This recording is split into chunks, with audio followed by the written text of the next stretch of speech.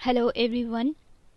तो आज हम बात करेंगे जुडिशरी के बारे में। चैप्टर 5 है ये हमारा एनसीईआरटी क्लास 8 की चल रही है, सोशल एंड पॉलिटिकल लाइफ। ये हमारा बुक का नेम है। ओके, तो स्टार्ट करते हैं।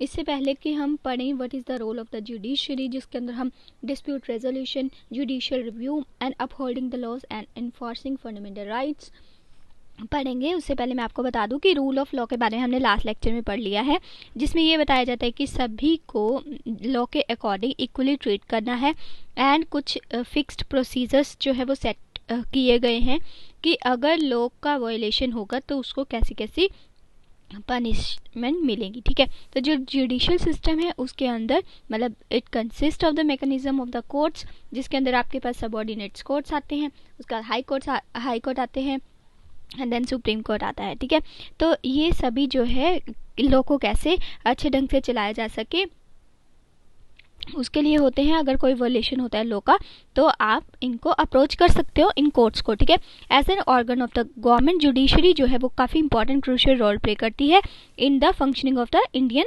डेमोक्रेसी। ठीक है, उसके बाद ये मतलब कि जैसे लेजिस्लेटिव एग्जीक्यूटिव तो इकट्ठे काम करते हैं, लेकिन ये थोड़ा इंडिपेंडेंट काम करती है। एंड इसका क्या मतलब होता है, what does an independent judiciary means, तो ये सब बातें हम जो है आगे चल के करेंगे। तो उसके बाद जो हम ये इस यहाँ पे ये इस चीज़ की बात कर रहे हैं, रोल ऑफ द जुडिशरी क्या रहती है।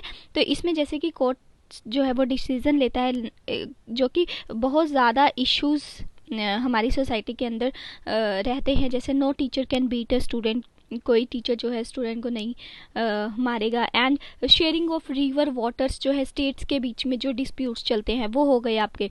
एंड अगर they can punish people for the particular crime, अगर किसी ने क्राइम किया है तो कैसे पनिशमेंट देनी है, ये सब जो है जुडिशरी डिसाइड करता है। अब हम एक एक करके ये टर्म्स को देख लेते हैं। तो डिस्प्यूट रेजोल्यूशन क्या होता है, ये एक जुडिशियल सिस्टम होता है, एक मैकेनिज्म प्रोवाइड करता है for resolving the dispute between the पहली बात तो सिटीजन्स। ठीक है, दूसरी बात बिटवीन सिटीजन एंड गवर्नमेंट। ठीक है, तीसरी बात बिटवीन गवर्नमेंट जो कि स्टेट एंड स्टेट के बीच में होती हैं, then government between the centre and state. तो ये चार चीज़ें आपको अगर डिस्प्यूट रेजोल्यूशन आ जाता है तो इन चारों को आपको ध्यान में रख के बात करनी है। ठीक है, तो एक जुडिशियल सिस्टम है, प्रोवाइड करता है एक मैकेनिज्म ताकि वो डिस्प्यूट को रिजॉल्व कर सके। उन डिस्प्यूट्स वो कौन कौन से किन किन के बीच में हो सकते हैं, सिटीजन्स के बीच में हो सकते हैं, सिटीजन एंड गवर्नमेंट के बीच में हो सकते हैं, गवर्नमेंट जो है स्टेट एंड स्टेट की उनके बीच में हो सकते हैं, एंड गवर्नमेंट जो कि सेंटर और स्टेट के उनके बीच में हो सकते हैं।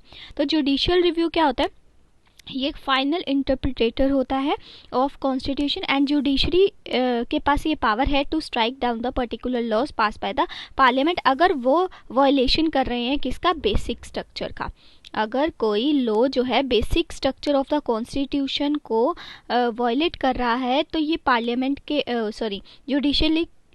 जुडिशरी के पास ये पावर है कि उसको स्ट्रक डाउन कर दे, उस लॉ को ख़त्म कर दे। इसको ही बोलते हैं जुडिशियल रिव्यू, मतलब उसको दोबारा से रिव्यू होगा उस लॉ का। ठीक है, उसके बाद नेक्स्ट हमारे पास आता है upholding the laws and enforcing the fundamental rights. तो एवरी सिटीजन जो है इंडिया का वो अप्रोच कर सकता है सुप्रीम कोर्ट में या हाई कोर्ट में, अगर उसका डायरेक्टली भी जा सकता है अगर उसका फंडामेंटल राइट जो है वो वायलेट हो रहा हो तो। ठीक है, तो जैसे कि क्लास 7th की बुक में हमने पढ़ा था हकीम शेख के बारे में, जो कि एक एग्रीकल्चर लेबरर है एंड वो ट्रेन से जा रहा होता है और वो गिर जाता है, मतलब भागती ट्रेन पे चढ़ता है एंड इंजर्ड हो जाता है, अपने आप को हार्म हो जाता है उसको। ठीक है, इस कंडीशन में जो है उसको एडमिट करवाया जाता है एंड लेकिन हॉस्पिटल जो है उसको पहले एडमिट करने से रिफ्यूज़ कर देता है। तो यहाँ पे सुप्रीम कोर्ट कहता है कि आर्टिकल 21 के अंदर आता है कि एवरी सिटीजन के पास ना फंडामेंटल राइट टू लाइफ है। ठीक है, also include the right to health. तो ये आपको याद रखना है कि राइट टू लाइफ के अंदर ही आपका राइट टू हेल्थ भी आता है। ठीक है, और ये दोनों राइट्स जो आपके आर्टिकल 21 के अंदर आते हैं। ठीक है, तो इसलिए वो जो मतलब हकीम शेख था वो वेस्ट बंगाल का था, इसलिए जो सुप्रीम कोर्ट होती है वो वेस्ट बंगाल गवर्नमेंट को कहती है कि आप कंपनसेशन पे करें जो भी इसको लॉस हुआ है, एंड एक ब्लूप्रिंट देती है for the primary health care ताकि इसका अच्छे से ट्रीटमेंट कर सके, क्योंकि ये एक एमरजेंसी की सिचुएशन है। ठीक है, तो यहाँ पे ये सारी चीज़ें मैं एक बार रब करके आपको ये भी बता दूँ कि जो सुप्रीम कोर्ट थी वो इस्टेब्लिश हुई थी आपकी 26 जनवरी 1915 को। ये डे था जब इंडिया जो है पूरी तरह से रिपब्लिक जो है वो बन गया था। ठीक है, उसके बाद फेडरल कोर्ट पहले क्या चलती थी, सुप्रीम कोर्ट से पहले फेडरल कोर्ट चलती थी, जैसे 1937 टू 1949। तो ये कहाँ पर लोकेटेड थी, chamber of princess in parliament house. ठीक है, लेकिन अब ये मथुरा रोड पे वहाँ चली गई है, दिल्ली में, न्यू दिल्ली में मथुरा रोड में चली गया। कब गई थी ये, 1958 में। तो ये थोड़ा extra information about the supreme court of India. ठीक है, उसके बाद हम आगे चलते हैं। जो हमारा टॉपिक आता है वो है what is an independent judiciary. तो एक पावरफुल पॉलिटिशियन है, यहाँ पे एक तरह से स्टोरी की तरह लेके चलिएगा इसको। ठीक है, तो यहाँ पे एक पावरफुल पॉलिटिशियन है, ठीक है, वो किसी की ज़मीन को ना एनक्रोच कर रहा है। ठीक है,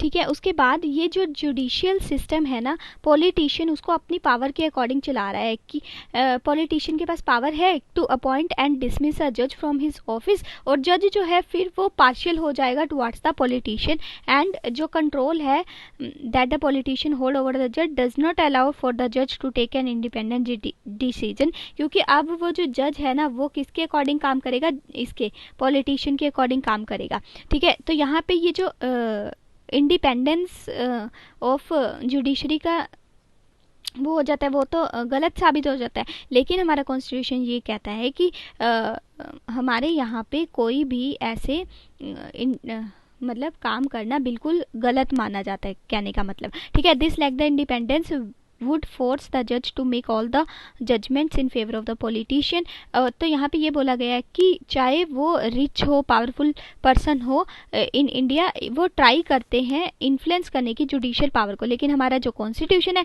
वो इन सभी चीज़ों को लेके प्रोटेक्टिव है against any kind of situation by providing for the independence of judiciary. तो यहाँ पे हमारा कॉन्स्टिट्यूशन काफ़ी इंपॉर्टेंट रोल प्ले करता है हम मतलब ऐसी चीज़ों को बचाने के लिए, प्रोटेक्ट करने के लिए, अगर किसी के राइट्स जो है वो वायलेट हो रहे हैं। तो अब बात आती है हमारी सेपरेशन ऑफ पावर की। तो सेपरेशन ऑफ पावर जो है ना वो की फीचर है कॉन्स्टिट्यूशन का। What means here by this is a, जो लेजिस्लेटिव एंड एग्जीक्यूटिव है वो इंटरफेयर नहीं करेंगे जुडिशरी के अंदर, इसलिए ये जो separation of power clearly visible है। उसके बाद जो कोर्ट्स हैं वो बिल्कुल भी अंडर नहीं है, वेरी इंपॉर्टेंट, ये आपको ध्यान रखना है कि ये जो कोर्ट्स हैं ये गवर्नमेंट के अंदर नहीं आते and do not act on their behalf. तो ये वाली बात आपको बिल्कुल भी नहीं भूलनी है। उसके बाद अगर हम सेपरेशन ऑफ पावर की बात कर रहे हैं तो ये कैसे अच्छे ढंग से काम कर सकता है, तो जो जजेस होते हैं हाई कोर्ट के और जो सुप्रीम कोर्ट के वो अपॉइंट किए जाते हैं, very little interference of these branches, मतलब लेजिस्लेटिव एंड एग्जीक्यूटिव। लेकिन एक बारी ये जो high court and supreme court के जज अपॉइंट हो गए तो इनको हटाना बहुत ज़्यादा डिफिकल्ट है। It is also very difficult to remove a जज once appointed to this office. उसके बाद ये जो इंडिपेंडेंस ऑफ जुडिशरी की हम बात कर रहे हैं वो अलाउ करता है कोर्ट्स को काफ़ी इंपॉर्टेंट सेंट्रल रोल प्ले करने के लिए, ताकि कोई मिसयूज ऑफ पावर ना हो सके लेजिस्लेटिव एंड एग्जीक्यूटिव के अंदर। ठीक है, उसके बाद ये क्रूशियल रोल प्ले करता है और किसके अंदर, फंडामेंटल राइट्स के अंदर। अगर कोई फंडामेंटल राइट किसी सिटीजन का हार्म हो रहा है, वायलेट हो रहा है, तो वो डायरेक्टली इनके कोर्ट्स के अंदर जा सकता है एंड वो मतलब अपनी डिमांड कर सकता है अपने राइट्स की। ठीक है, अगर उसका कोई वायलेट हो रहा है तो। ठीक है, इसलिए ये इंडिपेंडेंस जुडिशरी का रोल काफ़ी इंपॉर्टेंट जो है वो माना जाता है। ठीक है, उसके बाद नेक्स्ट हमारे पास आता है what is the structure of courts in India. तो डिफरेंट लेवल्स ऑफ कोर्ट्स जो है वो कंट्री के अंदर है। ठीक है, मेनली आपके पास 3 लेवल्स जो है वो देखने को मिलते हैं। एक आपका हो गया लोअर लेवल, ठीक है, और उसके बाद जिस एक होता है आपके पास अपेक्स जो बिल्कुल टॉप पे होती है, एंड जो मिडल वाली, ये सब हम पढ़ेंगे। तो जो आपके पास मोस्ट पीपल जो है, ज़्यादा से ज़्यादा लोग इंटरेक्ट कर सकते हैं कोर्ट से, वो कौन सी कोर्ट्स होती हैं, वो होती हैं आपकी सब ऑर्डिनेट कोर्ट्स, और आप बोल सकते हैं उसको डिस्ट्रिक्ट कोर्ट। ठीक है, डिस्ट्रिक्ट कोर्ट्स। ठीक है, और इसको क्या बोला जाता है, और तहसील कोर्ट्स भी इसको बोल देते हैं। तहसील लेवल की भी ये होती हैं, ठीक है। और टाउन के अंदर जो भी, इनको डिफरेंट नेम से जो है वो बुलाया जाता है। कहने का मतलब इन कोर्ट्स के अंदर ज़्यादा से ज़्यादा लोग जो है वो इंटरेक्ट कर सकते हैं, अपने केसेस को लेके जाते हैं, एंड यहीं पे ही इनकी जो है हियरिंग ऑफ द केस जो है वो स्टार्ट होती है। तो ईच स्टेट जो है वो डिवाइडेड होती है into districts and presided bye over a district जज, उसको प्रिसाइड कर रहा होता है। और जो ईच स्टेट होती है उसके अंदर एक हाई कोर्ट भी होता है। ये हाईएस्ट जो है वो कोर्ट होती है ऑफ स्टेट, ठीक है। अगर आपका डिस्ट्रिक्ट कोर्ट के अंदर कोई केस अगर हार गए हो तो नेक्स्ट आप हाई कोर्ट में भी जा सकते हो अपने केस को लेके, ठीक है। एंड बिल्कुल टॉप पे आपके पास आती है सुप्रीम कोर्ट, ये अपेक्स लेवल की होती है, ठीक है। एंड न्यू दिल्ली में ये सिचुएटेड है and presided over a chief justice of India, इसको प्रिसाइड करता है चीफ जस्टिस ऑफ इंडिया। और ये जितने भी डिसीजन है ना सुप्रीम कोर्ट के, ये बाइंडिंग होते हैं all other courts of the India. तो इसका जो डिसीजन होगा वो बाइंडिंग होगा other courts of the India, तो ये भी आपको बिल्कुल भी नहीं भूलना है, ठीक है। तो ये हमारे पास एक स्ट्रक्चर बन के आ गया, वो स्ट्रक्चर हम एक बारी 1 सेकेंड, इसको एक बारी रब करना पड़ेगा। हाँ जी, तो ये हमारे पास एक स्ट्रक्चर बन के आ गया, ठीक है। तो यहाँ पे आप अपने रख सकते हैं डिस्ट्रिक्ट कोर्ट्स को या फिर सबऑर्डिनेट्स कोर्ट्स को, यहाँ जहाँ पे सबसे ज़्यादा हियरिंग्स होती हैं कोर्ट्स में, आप केसेस जो है इंटरेक्ट कर सकते हैं बहुत सारे लोग। सेकंड नंबर पे आपके पास आता है स्टेट के अंदर जो हाई कोर्ट होते हैं, एंड देन अपेक्स लेवल पे आता है आपके पास सुप्रीम कोर्ट जो न्यू दिल्ली में सिचुएटेड है। उसके बाद हाई कोर्ट्स जो हैं वो आपके पास 1 सेकेंड, हाँ जी, तो अभी हम इसी में ही पढ़ रहे हैं, ठीक है। तो इसके बाद मैं ये बता दूं कि जो हाई कोर्ट्स है ना वो फर्स्ट जो है कहाँ कहाँ पे एस्टेब्लिश हुए थे, प्रेसिडेंसी सिटीज़ थी जहाँ पे ये सिचुएटेड थे उस टाइम पे, तो कलकत्ता, बॉम्बे, मद्रास में 1862 के अंदर। तो हाई कोर्ट ऑफ दिल्ली कब आया था तो ये भी पूछा जा सकता है, तो ये आपको टाइम जो है वो लर्न भी होनी चाहिए 1966 के अंदर। अब प्रेजेंट टाइम में जो है आपके पास 25 हाई कोर्ट्स है, क्योंकि पहले 24 हाई कोर्ट्स होते थे, लेकिन जब से तेलंगाना एंड आंध्र प्रदेश अलग अलग हुए हैं तब से ये 25 हो चुके हैं। तो 24 पहले थे, अब जो है 25 हो चुके हैं, ये आपको याद रखना है। तो आपको ये भी याद रखना है कि जो हाई कोर्ट है वो 2 स्टेट्स का एक भी हो सकता है, जैसे आपके पास हरियाणा एंड पंजाब का एक ही हाई कोर्ट है, वो है आपका चंडीगढ़ के अंदर, ठीक है। और जैसे 4 नॉर्थ इंडियन स्टेट्स है जो कि है आपकी असम हो गई, नागालैंड हो गई, मिजोरम हो गई, अरुणाचल प्रदेश की होगी, इनका भी एक कॉमन हाई कोर्ट है, वो है आपका गुवाहाटी में, ठीक है। तो आंध्र प्रदेश का अभी हमने बात की, जब से ये दोनों अलग हुए हैं तो ये एक मतलब अलग से 25th जो है वो हाई कोर्ट बन के आया है, वो आपका 2019 में बन के सामने आया है, ठीक है। And some high courts have benches in other parts of the state for the greater accessibility, तो ये आपको याद रखना है। उसके बाद अब हम बात कर लेते हैं कि ये जो डिफरेंट लेवल ऑफ कोर्ट्स होते हैं ये आपस में कनेक्टेड कैसे होते हैं, या फिर होते हैं या नहीं होते। तो बिल्कुल ये आपस में कनेक्टेड होते हैं। In India we have a integrated, ये इंपॉर्टेंट पॉइंट है कि इंडिया के अंदर आपके पास इंटीग्रेटेड जुडिशियल सिस्टम है। ये अपने डिसीजंस जो हैं वो बनाते हैं made by the higher court और binding on the lower court. जैसे मैंने आपको बताया ना, सुप्रीम कोर्ट का जो भी डिसीजन होगा वो बाइंडिंग होगा सभी कोर्ट्स के लिए। वैसे अगर हाई कोर्ट का कोई डिसीजन है तो वो भी लोअर कोर्ट के लिए बाइंडिंग होगा। तो जो भी हायर कोर्ट होगी उसका डिसीजन बाइंडिंग होगा लोअर कोर्ट की, ये आपको बात याद रखनी है। तो another way of understanding the integration क्या है कि हमारे यहाँ पे एपिलेट सिस्टम है। एपिलेट सिस्टम क्या होता है वो भी हम देखते हैं। तो एपिलेट सिस्टम एग्जिस्ट करता है इंडिया के अंदर। This means that a person can appeal to the higher court if they believe that the judgement pass by the lower court is not just, ठीक है। अगर मान लीजिए आप डिस्ट्रिक्ट कोर्ट में गए, ठीक है, यहाँ पे आपका जो केस है वो मतलब आप हार गए, ठीक है, तो आप हाई कोर्ट में जा सकते हैं नेक्स्ट। तो यही चीज़ होती है एपिलेट सिस्टम। अगर कोई पर्सन सेटिस्फाई नहीं होता है डिस्ट्रिक्ट कोर्ट या सबऑर्डिनेट कोर्ट से तो वो हाई कोर्ट में जा सकता है। अगर हाई कोर्ट में भी वो सेटिस्फाई नहीं होता है देन वो सुप्रीम कोर्ट में भी अप्रोच कर सकता है, ठीक है। इसी को बोला जाता है आपका एपिलेट सिस्टम। तो एपिलेट सिस्टम जो है एक काफ़ी इंपॉर्टेंट यहाँ पे याद रखेंगे, स्टेट मतलब दिल्ली एडमिनिस्ट्रेशन का versus Lakshman Kumar and others, ये कब का केस है? 1985 का, जो कि लोअर कोर्ट से चलता है एंड सुप्रीम कोर्ट तक जाता है। तो ये किसका एग्जाम्पल हो गया आपका? एपिलाइट का। ये भी मैं बताती हूँ इस केस में हुआ क्या था। तो इस केस में ये था कि फरवरी 1980 के अंदर लक्ष्मण कुमार जो है वो 20 साल की सुधा गोयल से मतलब उसकी शादी होती है एंड वो दिल्ली के एक फ्लैट में रह रहे होते हैं विद द मतलब लक्ष्मण के भाई एंड उसकी फैमिली भी रह रहे होते हैं। तो दिसंबर, ये तो बात है फरवरी में उसकी शादी होती है, ठीक है। दिसंबर के अंदर 1980 की ही बात है कि सुधा जो है वो डाई हो जाती है in hospital due to the burns, क्योंकि वो जल चुकी होती है इसलिए वो हॉस्पिटल में उसकी मृत्यु हो जाती है। तो सुधा के जो घर वाले हैं वो एक केस करते हैं, ठीक है, कोर्ट के अंदर फाइल करते हैं केस, जिसके अंदर ये मतलब कि जो विटनेस भी सामने निकल के आते हैं वो होते हैं, एक तो सुधा की फैमिली होती है और दूसरा नेबर्स जो उसके पड़ोसी होते हैं वो। तो वो क्या बताते हैं कि सुधा जो है, सुधा की चीखने चिल्लाने की आवाज़ें आती हैं लक्ष्मण के फ्लैट से। तो सुधा जो है उसकी साड़ी जो है पूरी बर्न हो चुकी थी एंड सुधा जो है उसमें मतलब बिल्कुल रैप हुई पड़ी थी उसके अंदर। आपको पता है कि अगर जो साड़ीज़ जो होती हैं अगर वो थोड़ी पोलिएस्टर टाइप की होती हैं ना, तो अगर उनको आग लग जाए तो एक तरह से बिल्कुल शरीर के साथ लिपट जाती है, उससे बहुत ज़्यादा चांसेस हो जाते हैं कि डेथ हो सकती है।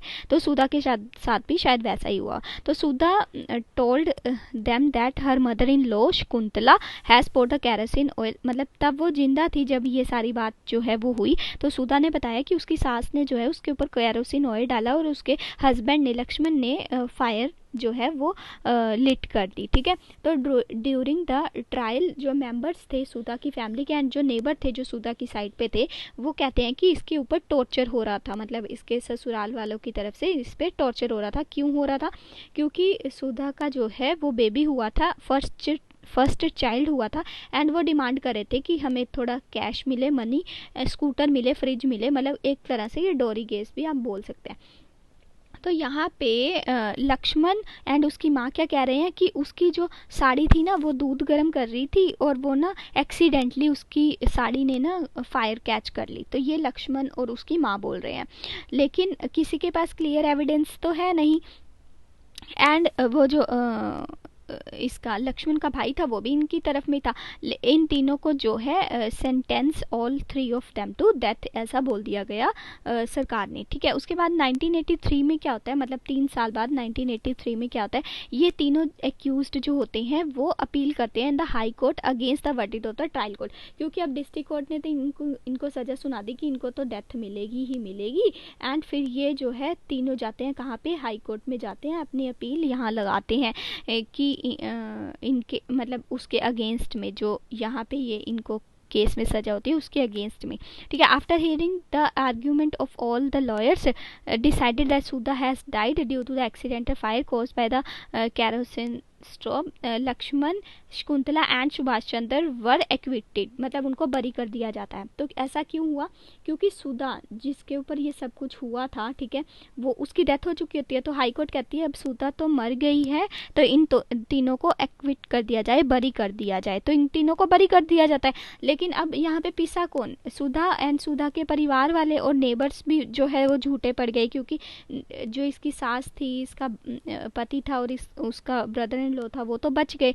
तो कोर्ट का एक तरीके से क्या कोई फ़ायदा तो नहीं यहाँ पे दिखा कि क्योंकि जो जुल्म कर रहा है वो तो बच ही रहा है ना। तो यहाँ पे फिर वो क्या होता है आगे चल के देखते हैं। तो 1980s में women's group across the country spoke against the dowry death. उस टाइम पे डोरी डेथ्स बहुत ज़्यादा हो रही थी एंड काफ़ी ज़्यादा वुमेन ग्रुप जो है वो सामने आ रही थी, इसके बारे में बातें कर रही थी। They protested against the failure of the court to bring these cases to justice. तो यहाँ पे वो कोर्ट्स को भी मतलब सुनाती हैं कि ये बिल्कुल मतलब इनजस्टिस हो रहा है जैसे सुधा जैसी लड़कियों के साथ, ठीक है। उसके बाद the above high court judgement deeply troubled women and they held demonstration and filed a separate appeal against this high court decision in supreme court through the Indian federation of women lawyers. वो अब कहाँ चली जाती हैं? वो अब supreme court में चली जाती हैं और इनके अगेंस्ट में बात स्टार्ट होती है। तो अभी यहाँ पे ये 1983 की बात है। तो अब हम 1985 में आ गई। तो यहाँ पे सुप्रीम कोर्ट जो है ना वो ये सारी बात को दोबारा से देखता है एंड जो एक्विटेड हुए होते हैं लक्ष्मण और उसकी फैमिली, इनका केस दोबारा से सामने आता है एंड सुप्रीम कोर्ट फिर ये सभी आर्ग्यूमेंट्स करता है विद द लॉयर्स एंड एक डिसीजन पे पहुंचता है दैट लक्ष्मण एंड उसकी जो मदर है वो दोनों तो एक्विटेड हैं, लेकिन उसके भाई को छोड़ दिया जाता है, लक्ष्मण के भाई को। तो इनको क्या सज़ा मिलती है बाद में कि इनको send the accused to prison for life. तो इनको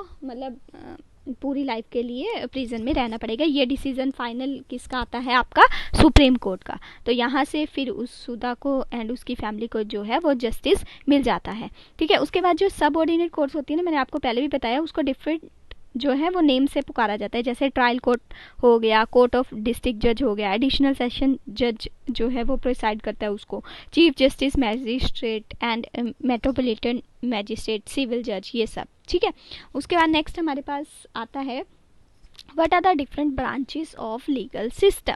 तो यहाँ पे हम जो है वो बात करेंगे न्यू सिविल लॉ। ये हमने पहले बात की है लास्ट लेक्चर में, जो कि अगेंस्ट था डोमेस्टिक वायलेंस, जो कि 2006 में आया था एंड किसके लिए आया था? To protect the women. And यहाँ पे हम दो चीज़ों की बात करेंगे, क्रिमिनल लॉ की एंड सिविल लॉ की।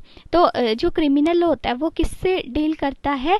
जो ऑफेंसेस हुए होते हैं, जैसे कि आपके हो गया थेफ्ट हो गया, ठीक है, आप वुमेन के साथ गलत बिहेव कर रहे हैं, ठीक है, डोरी हो गया, उसके बाद मर्डर हो गया, ये सब चीज़ें। उसके इसमें क्या होता है, ये बिगिन कैसे होती है? एफआईआर से। एफआईआर मैंने आपको पहले प्रीवियस लेक्चर में पढ़ा दिया, वो भी जाके देखिएगा, शायद वो चैप्टर नंबर 6 में आएगा। ठीक है, with the police who investigate the crime after which file हो सकती है कोर्ट के अंदर, case is filed in the court. उसके बाद थर्ड इसमें पॉइंट आता है कि अगर गिल्टी पाया गया तो उसको सीधा जेल होती है या फिर फाइन होता है, या फिर फाइन एंड जेल बोथ होते हैं। ठीक है, और सिविल लॉ में क्या होता है? Person deal with the harm और the injury to the rights of the individual. जैसे इसमें आपके पास आ जाते हैं डिस्प्यूट्स हो गए, ठीक है, लैंड से रिलेटेड, सेल ऑफ लैंड से रिलेटेड, परचेज ऑफ गुड्स से रिलेटेड, रेंट मैटर से रिलेटेड, ठीक है, और डाइवोर्स केसेस हो गए। तो ये सब आपके पास सिविल में आ जाता है।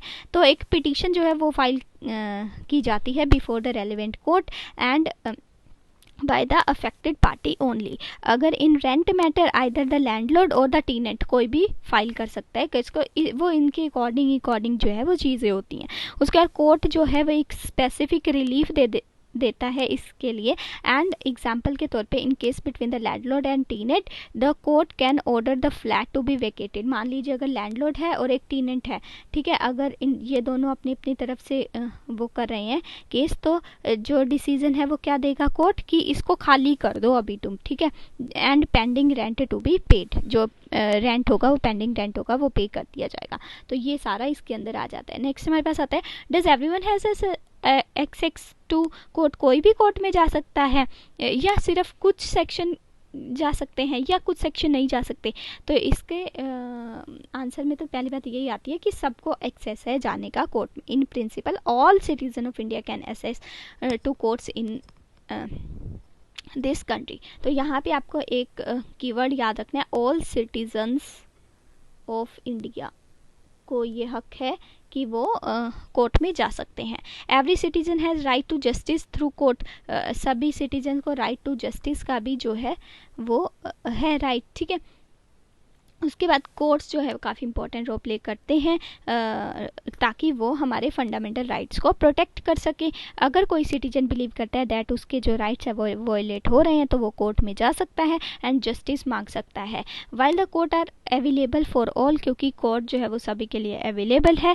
एंड इन रियलिटी बहुत सारे जो कोर्ट्स हैं has been difficult for a vast majority of poors in India. Legal procedures involve a lot of money and paper work and lot of time. तो यहाँ पे जो पुअर पर्सन है वो पिस जाता है, क्योंकि ना वो पढ़ा लिखा होता है, उसको अप्रोच कैसे करना है कोर्ट को ये भी नहीं उसको पता होता, क्योंकि वो डेली वेजर होता है। तो उसको ये भी होता है कि अगर मैं कोर्ट में धक्के खाऊंगा तो मेरे डेली वेज जो है मैं फिर खाना पीना कैसे खाऊंगा कि अगर जब मैं काम नहीं करूंगा तो इस चीज़ों के पीछे ये जो पुअर्स होते हैं ये थोड़ा पीछे रह जाते हैं एंड वो अप्रोच नहीं कर पाते कोर्ट्स को। उसके लिए भी एक सुप्रीम कोर्ट ने 1980s के अंदर एक मैकेनिज्म स्टार्ट किया PIL का, पब्लिक इंटरेस्ट लिटिगेशन, ताकि ज़्यादा से ज़्यादा लोगों को जस्टिस दे सके। तो इसने क्या किया, ये अलाउ कर देता है इंडिविजुअल एंड ऑर्गेनाइजेशन को कि वो फाइल कर सके PIL in the high court और supreme court on the behalf of those rights are being violated, जिसके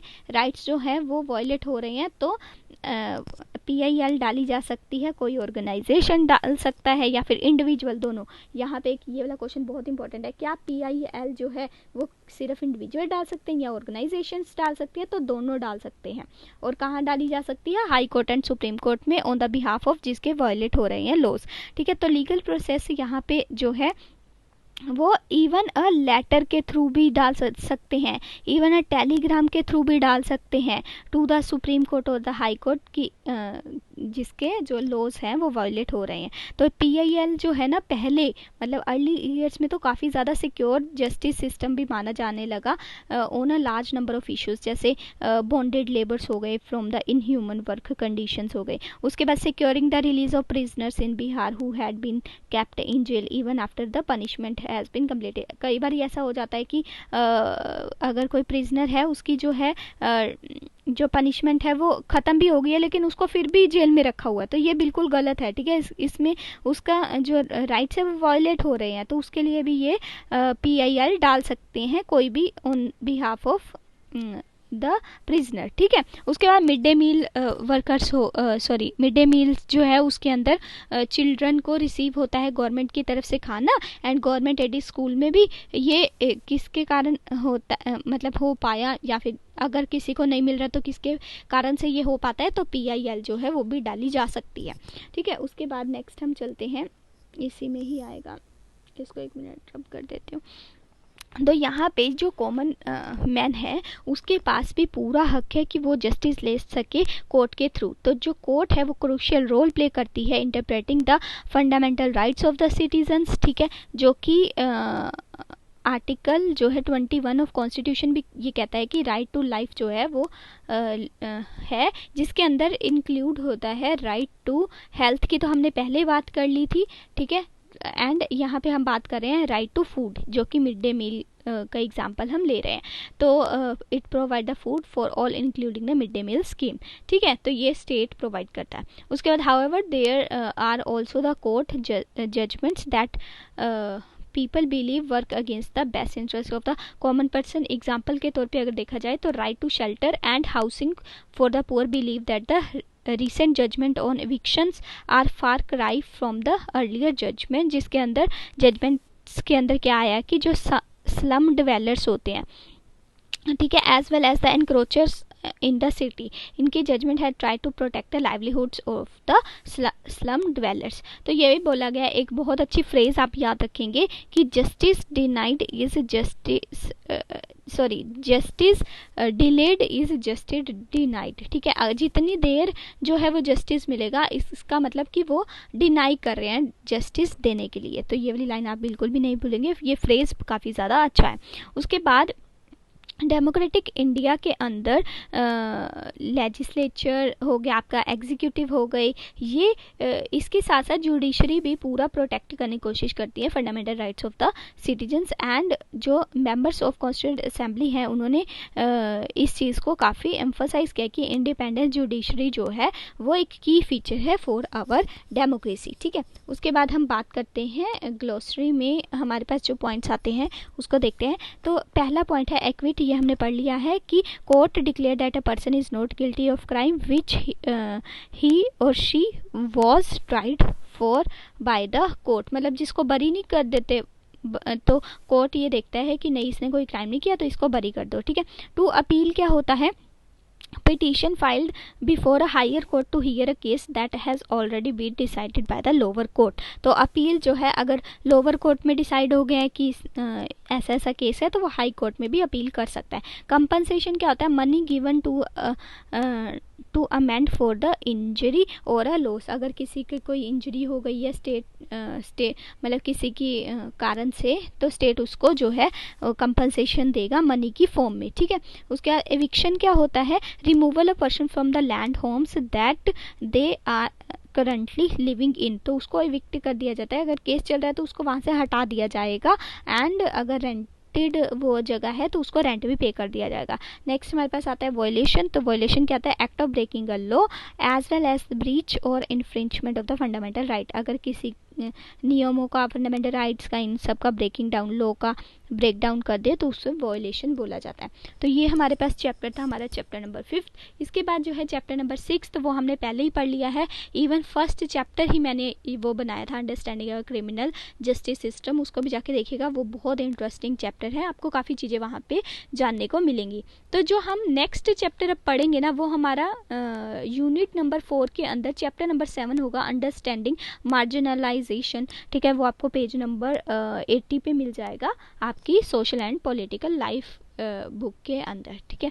thank you very much for watching my videos, thanks.